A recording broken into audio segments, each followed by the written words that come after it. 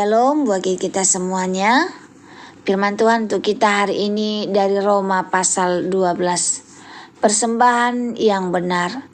Karena itu saudara-saudara, demi kemurahan Allah aku menasihatkan kamu, supaya kamu mempersembahkan tubuhmu sebagai persembahan yang hidup, yang kudus dan yang berkenan kepada Allah. Itu adalah ibadahmu yang sejati.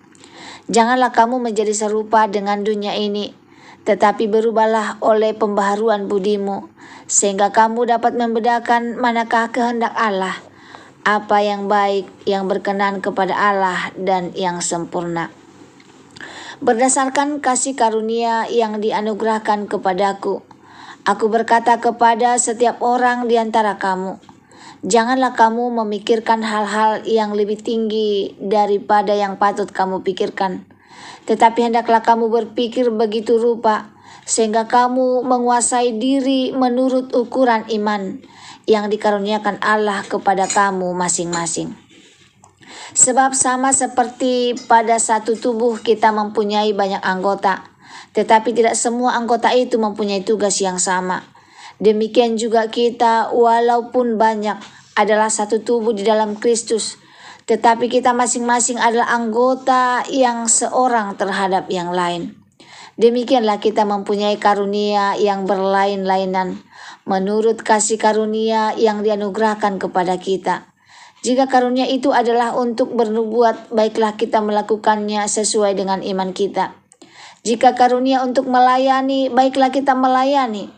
Jika karunia untuk mengajar, baiklah kita mengajar. Jika karunia untuk menasihati, baiklah kita menasihati. Siapa yang membagi-bagikan sesuatu, hendaklah ia melakukannya dengan hati yang ikhlas. Siapa yang memberi pimpinan, hendaklah ia melakukannya dengan rajin. Siapa yang menunjukkan kemurahan, hendaklah ia melakukannya dengan sukacita. Nasihat untuk hidup dalam kasih. Hendaklah kasih itu jangan pura-pura. Jauhilah yang jahat dan lakukanlah yang baik. Hendaklah kamu saling mengasihi sebagai saudara dan saling mendahului dalam memberi hormat. Janganlah hendaknya kerajinanmu kendor. Biarlah rohmu menyala-nyala dan layanilah Tuhan. Bersukacitalah dalam pengharapan. Sabarlah dalam kesesakan dan bertekunlah dalam doa. Bantulah dalam kekurangan orang-orang kudus, dan usahakanlah dirimu untuk selalu memberikan tumpangan. Berkatilah siapa yang menganiaya kamu, berkatilah dan jangan mengutuk. Bersukacitalah dengan orang yang bersukacita, dan menangislah dengan orang yang menangis. Hendaklah kamu sehati sepikir dalam hidupmu bersama.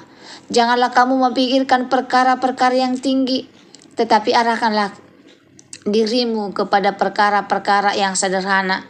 Janganlah menganggap dirimu pandai. Janganlah membalas kejahatan dengan kejahatan. Lakukan apa yang baik bagi semua orang. Sedapat-dapatnya kalau hal itu bergantung padamu, hiduplah dalam perdamaian dengan semua orang. Saudara-saudaraku yang kekasih, janganlah kamu sendiri menuntut pembalasan, tetapi berilah tempat kepada murka Allah. Sebab ada tertulis, pembalasan itu adalah hakku. Akulah yang akan menuntut pembalasan, firman Tuhan. Tetapi jika seterumu lapar, berilah ia makan. Jika ia haus, berilah dia minum. Dengan berbuat demikian, kamu menumpukan bara api di atas kepalanya.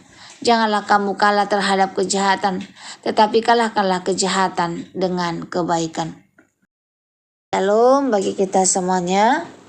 Firman Tuhan untuk kita hari ini dari Roma pasal 12 ayat 1 sampai 21.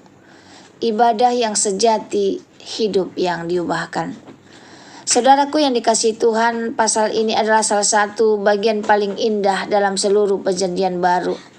Rasul Paulus tidak hanya berbicara tentang doktrin atau ajaran, tetapi tentang gaya hidup baru bagi setiap orang percaya.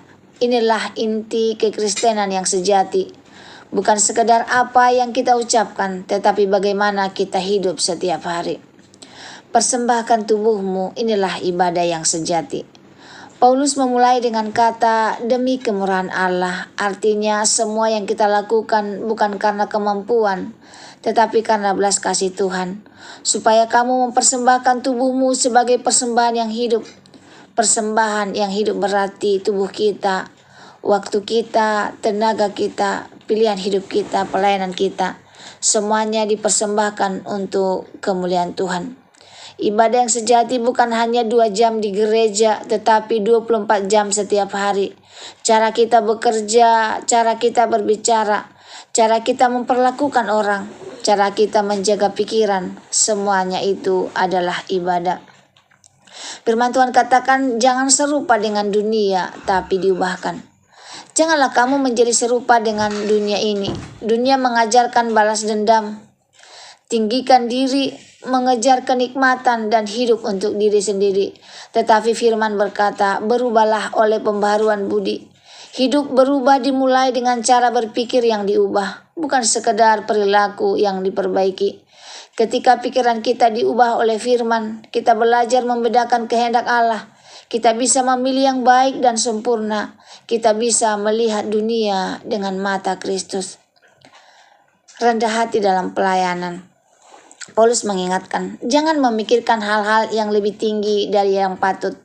Tuhan menolak keangkuhan dan meninggikan kerendahan hati. Setiap kita diberi karunia yang berbeda. Ada yang mengajar, ada yang mengasihi, ada yang memberi, ada yang memimpin, dan ada yang melayani. Tidak ada karunia yang lebih hebat atau lebih rendah. Semua penting dan semua dipakai untuk membangun tubuh Kristus. Tuhan tidak melihat seberapa besar pelayananmu, tetapi seberapa taat hati yang melakukannya. Selanjutnya ayat 9-13, hidup dalam kasih yang murni.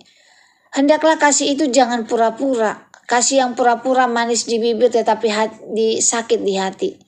Kasih sejati berasal dari Kristus, bukan dari perasaan manusia. Paulus melanjutkan dengan 3 sikap penting. Saling mendahului memberi hormat. Dalam dunia orang ingin dihormati, dalam Kristus kita justru mendahului menghormati orang lain. Jangan kendor, biarlah rohmu menyala-nyala. Dalam pelayanan sering muncul lelah, bosan atau merasa tidak dihargai. Firman berkata tetap menyala, karena kita melayani Tuhan bukan manusia. Bersukacita dalam pengharapan, sabar dalam kesesakan, tekun dalam doa. Inilah kunci hidup rohani yang sehat. Pengharapan memampukan kita bersukacita, kesabaran memampukan kita bertahan, dan doa memampukan kita tetap berdiri. Selanjutnya hidup dalam kedamaian dengan sesama. Paulus menulis sesuatu yang sangat sulit. Berkati siapa yang menganiaya kamu. Ini bukan nasihat manusiawi, ini gaya hidup surgawi. Di dunia balaslah kejahatan dengan kejahatan. Di Kristus balaslah kejahatan dengan berkat. Mengapa? Karena kita dipanggil menjadi berkat, bukan menjadi pembalas dendam. Lalu Paulus menambahkan, sedapat-dapatnya hiduplah dalam pendamaian. Artinya lakukan bagianmu. Jika orang lain tetap tidak mau berdamai, itu antara dia dan Tuhan. Yang penting hati kita tidak menyimpan racun. Jangan membalas, serahkan kepada Allah. Pembalasan itu adalah hakku, firman Tuhan. Ketika kita balas dendam, kita mengambil hak Tuhan. Ketika kita mengampuni, kita memberi ruang bagi Tuhan bekerja. Justru ketika kita memberkati musuh kita, firman berkata, engkau menumpukan bara api di atas kepalanya. Artinya kebaikanmu akan membuat hati mereka tersentuh, malu, dan akhirnya bertobat. Kalahkan kejahatan dengan kebaikan. Ini adalah puncak pesan Roma 12. Jangan kalah oleh kejahatan. Kejahatan memang bukan hanya saat ia menyerang, tetapi saat ia membuat hati kita ikut menjadi pahit, marah, atau membalas. Cara mengalahkan kejahatan bukan dengan kekerasan, tetapi dengan kebaikan. Kebaikan bukan kelemahan. Kebaikan adalah pernyataan kuasa Allah di dalam diri kita. Penutup firman Tuhan untuk kita hari ini, hidup yang memuliakan Tuhan.